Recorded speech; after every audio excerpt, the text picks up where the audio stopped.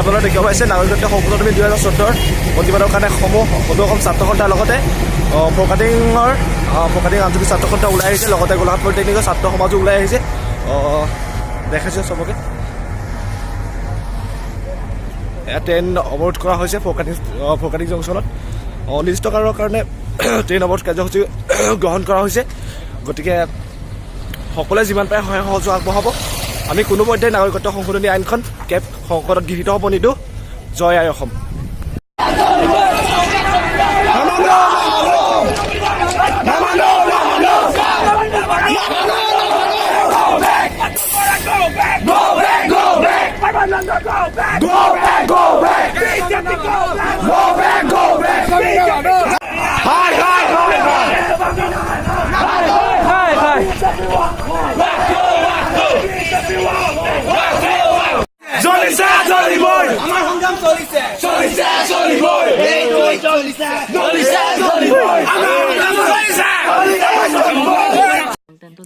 গতিকে বন্ধুসকল, আপোনালোকে যিমান পাৰে ভিডিঅ'টো শ্বেয়াৰ কৰক, যাতে সকলোৱে এই ভিডিঅ'টো দেখি ওলাই আহে নিজৰ জাতিৰ কাৰণে, নিজৰ মাটিৰ কাৰণে, নিজৰ জাতিটো ৰক্ষা কৰিবৰ কাৰণে।